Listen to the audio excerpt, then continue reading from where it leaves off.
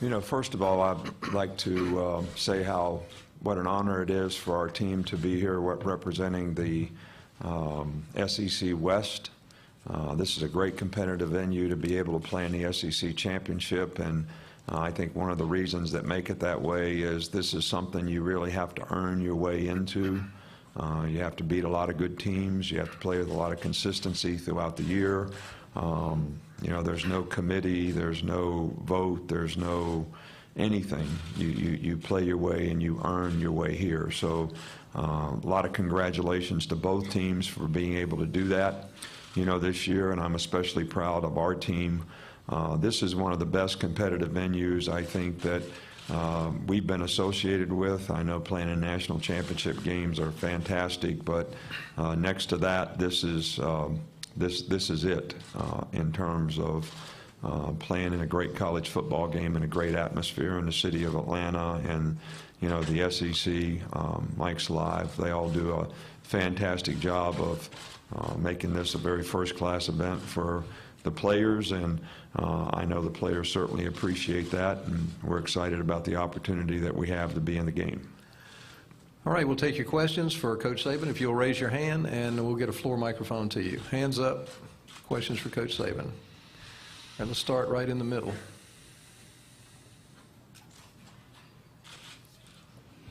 Nick, will Adam Griffith be available Saturday?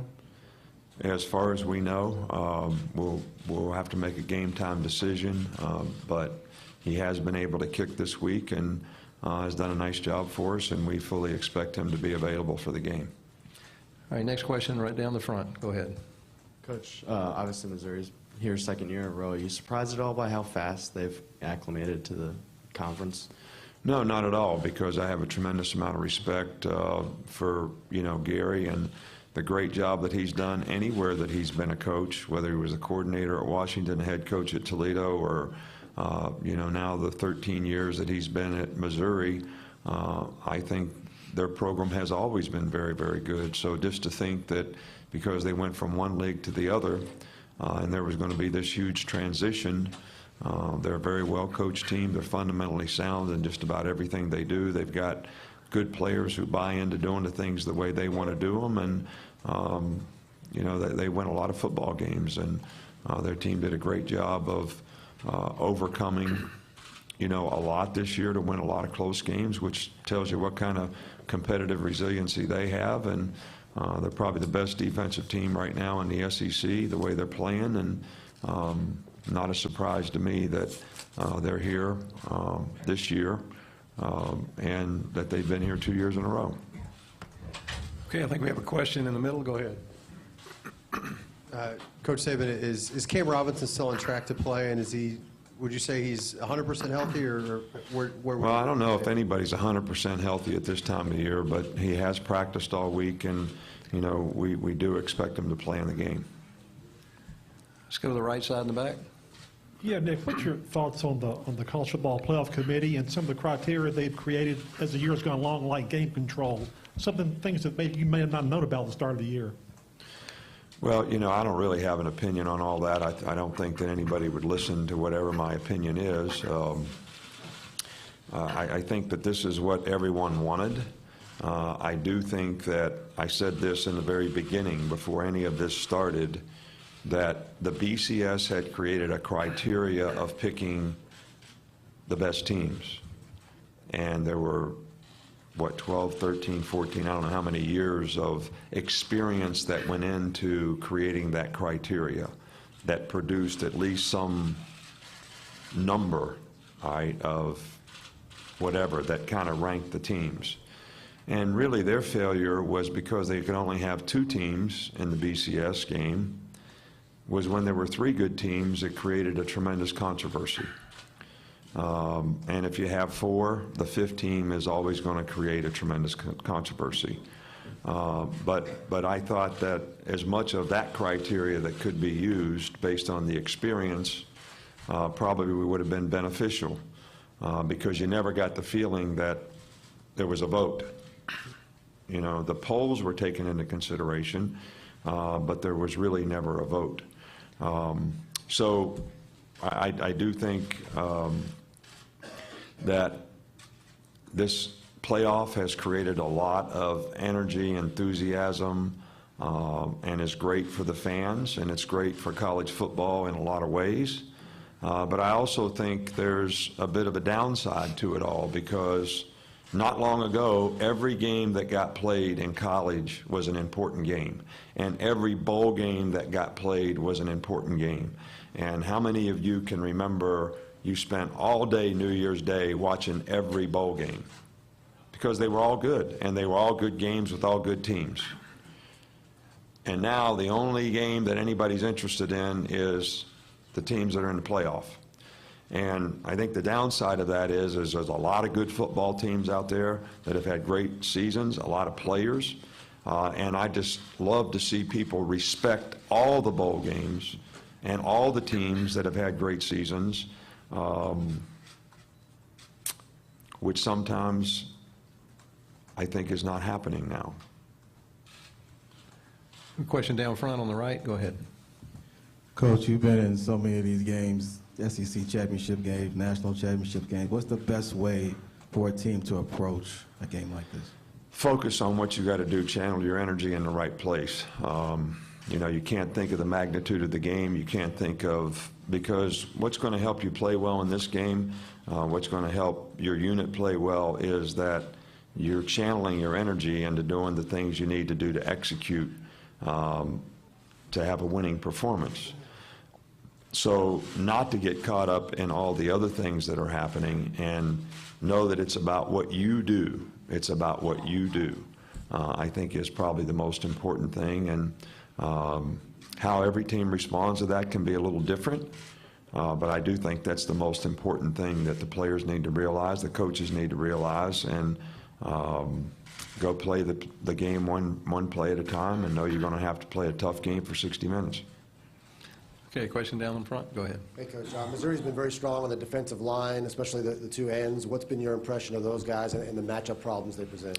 Well, they're great players. Both guys have had tremendous years, great production, whether it's sacks, tackles for loss. And I think their quickness is certainly, they're very instinctive players who have great quickness, and I think that creates a tremendous asset for them.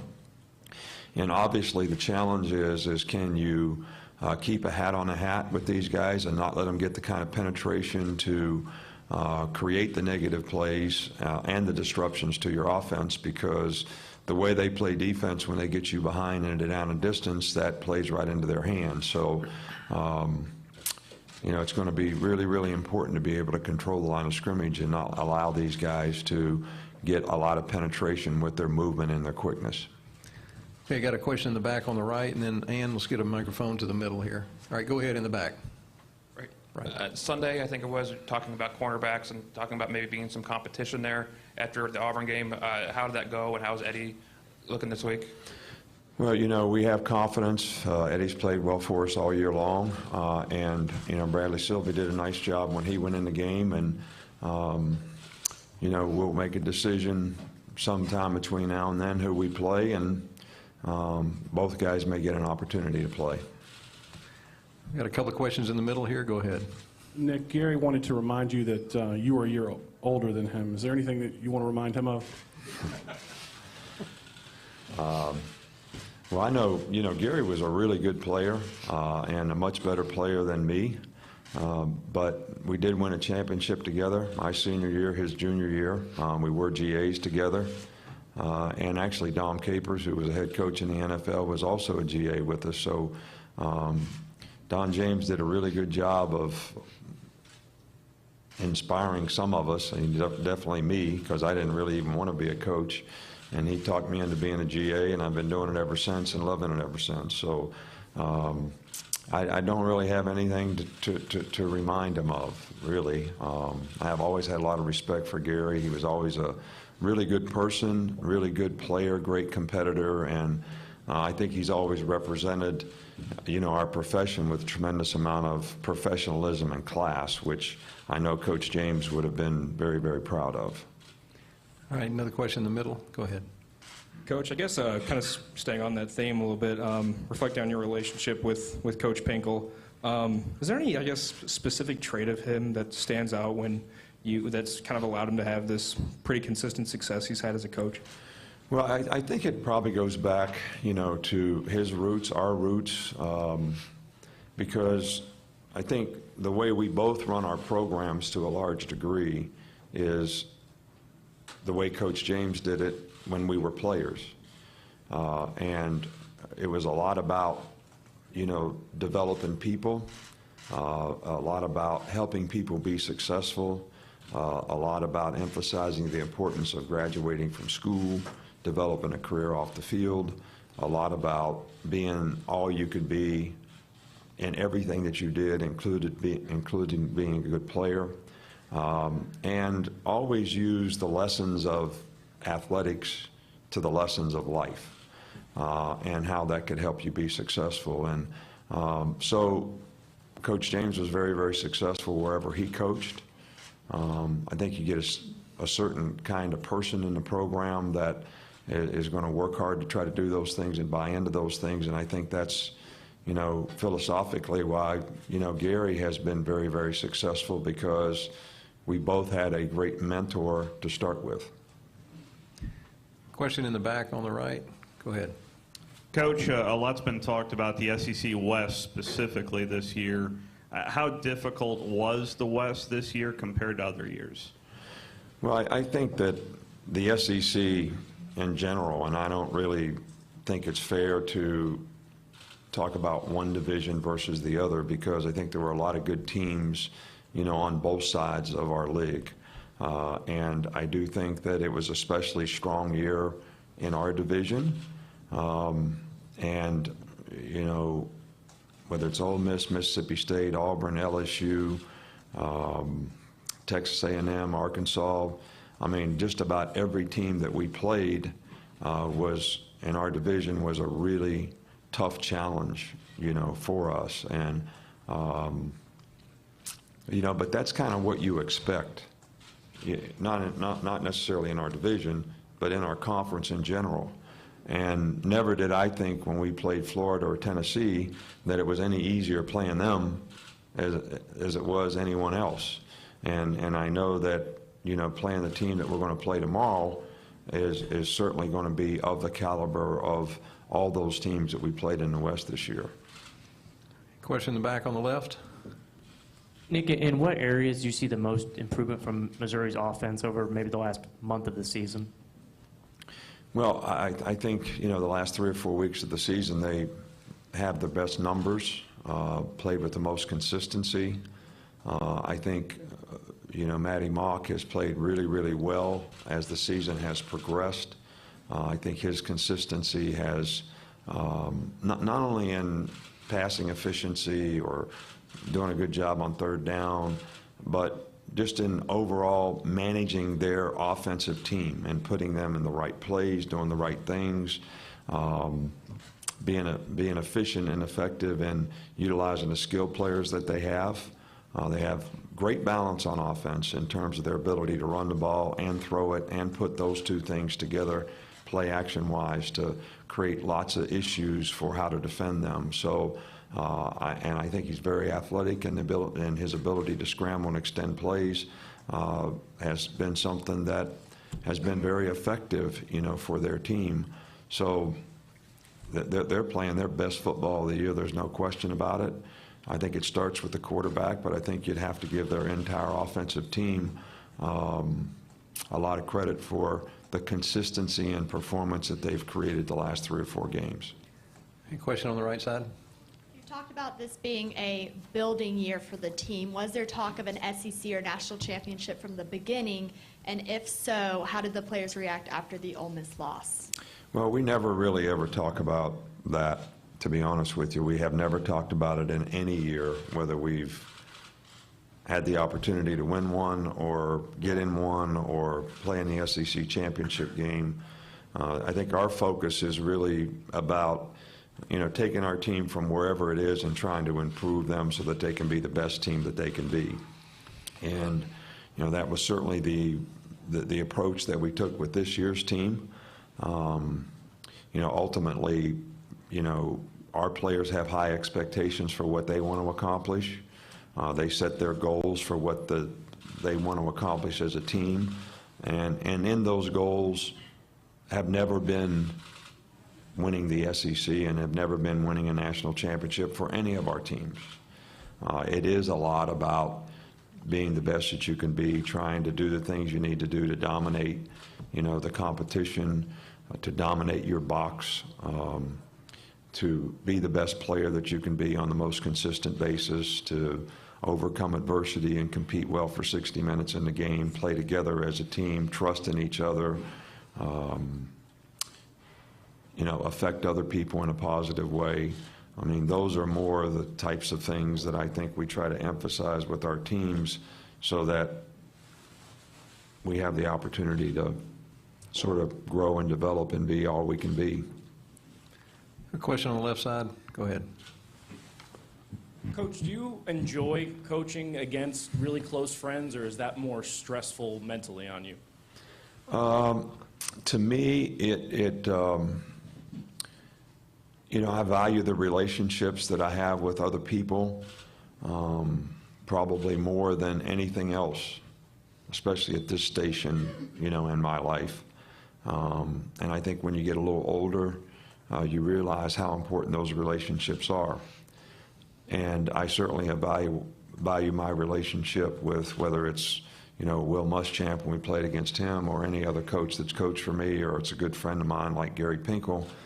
But at the same time, I never, ever have taken any of these games that we play personally. It's not personal. I respect them as a competitor. I hope they respect me as a competitor. I think they know that when we play the game, that we're both going to do the best we can to compete with our group the best that we can. But that's part of what we respect about each other. And when the game's over, that friendship is not affected by what happens in the game. At least it isn't for me. But maybe the respect grows in terms of the other person and the quality of work that they did. So in one way, I certainly respect the relationships, but in the other way, I want to protect those relationships and never make the game personal with the people that I'm coaching against. Okay, question down front.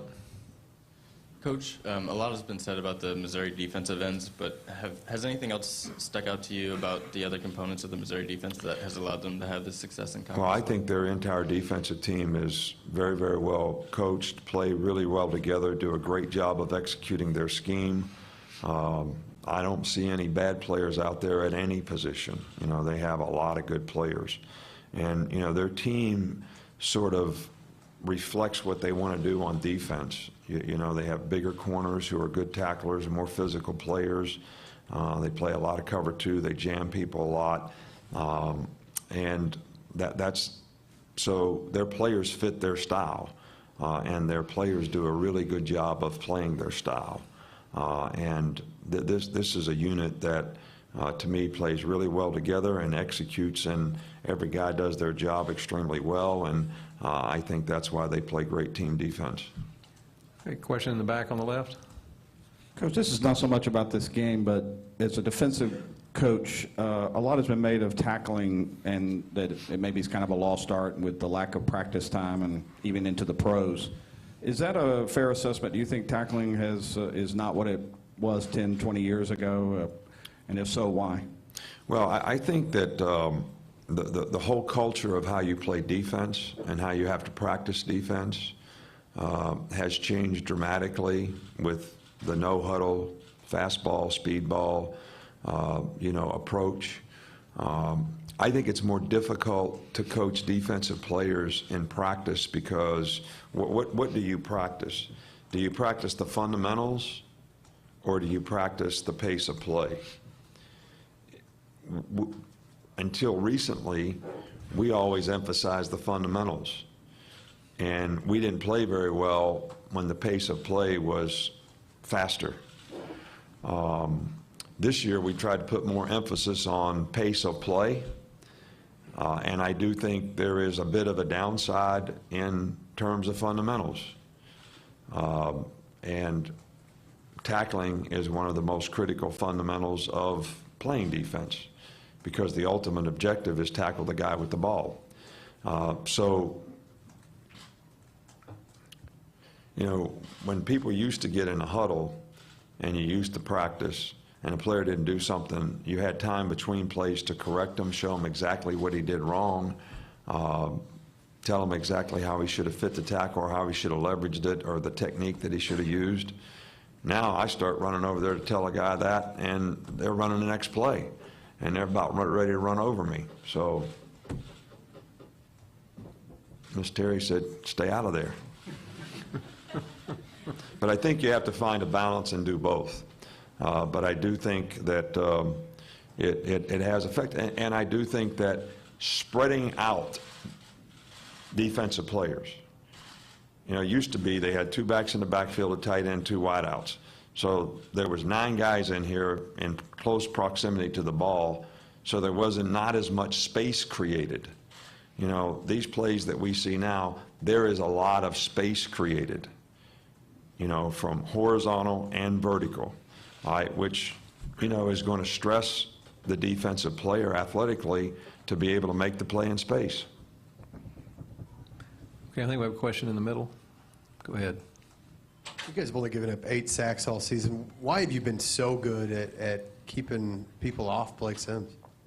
Well, I think, first of all, the offensive line has done a good job. I think, secondly, you know, Blake is very athletic, so at times he avoids pressure.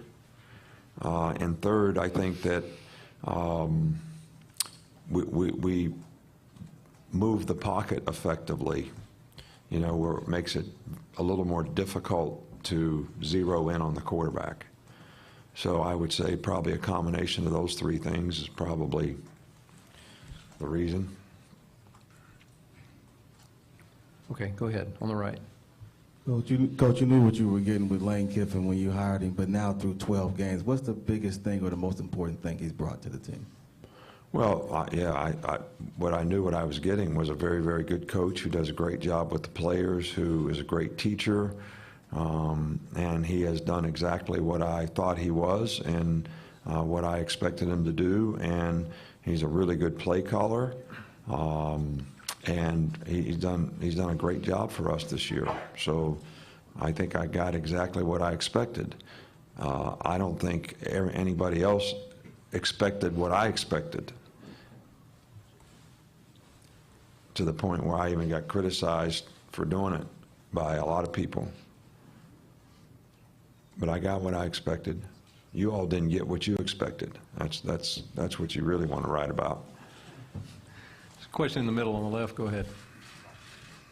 Coach, Missouri's had a lot of recent success getting those division titles, but for whatever reason, they haven't been able to get over the hump of a conference championship. What, in your eyes, would an SEC championship do to validate Missouri within the conference? I really can't speak for Missouri and their team and what they've done in championship games. You know, I mean, I can't validate what they need to do for anything.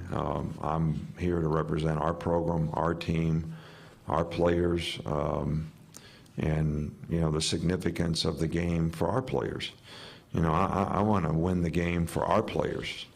Our players have worked very hard all year long, and, you know, I would like to see nothing more than our players be happy about the fact that they have an opportunity that they've created for themselves to finish their season so that they sort of accomplish something of significance. So that's my motivation for the game. That's what I want to see for our players. And I really can't speak for anybody else's players. Question in the back on the right. Hi, just a quick question for you. You talked earlier about the downside of sort of the playoff, and obviously with the collapse of the University of UAB this season, who, you know, you may have remembered from your days at LSU.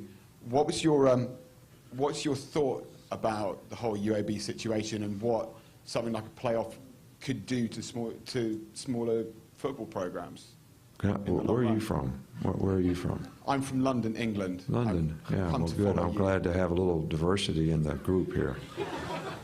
But, you know, I really hate that that any I think one of the things that college football does is create a lot of opportunities for a lot of young people, right? And that's something that I've always really, cherished and respected relative to our profession and what we do as coaches in any sport.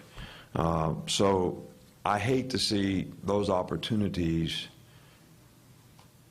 not exist for players in any program where they chose to go to get an education and have an opportunity to, compete on, in whether it's a football program or any other program. But saying all that is, there's a business aspect to college athletics that, maybe really doesn't fit, all right, in the university experience. But whether it fits or not, it does exist. It is a reality. And everybody has to make a decision from a business standpoint as to whether it's feasible for them to have a program relative to the cost and the revenue created. So, there's two sides of the issue here. It's not for me to judge, other than the fact that I love that we can create opportunities for young people to get an education and compete and learn a lot of lessons in life through the competition. And I hate to see it go away any place. But at the same time, I understand the business part of it as well. We've got time for two more questions. We'll take the two that have been waiting in the back. And also, as a reminder, when we conclude, we'll have the hosts from SEC Nation, Joe Tessitore, Tim Tebow, Marcus Spears, and Haley Hartung on the podium and spend a few minutes with you. So last two questions, go ahead in the back. So there's a lot of pressure to cover Amari Cooper. So how do you get him the ball so that he can play to his full potential? Well, Amari's been a very effective player for us all year long, and, people do things to try to take him out of the game. I think one of the things that we try to do to counteract that is move him around a lot, which people really don't sort of understand and maybe respect how difficult that is for him. To be able to make the adaptations and adjustments to play different positions, even though it's all receiver. It does change what he does from week to week and how he does it based on the receiver location that he ends up in. But it's also been one of the things that has been helpful to us, being able to get him the ball so that the defense can't totally zero in on where he's going to be. And I think that's, a real credit to our offense and the strategy that we create, and, the way Lane Kiffin has, come up with formations and motions to make it more difficult for the defensive team.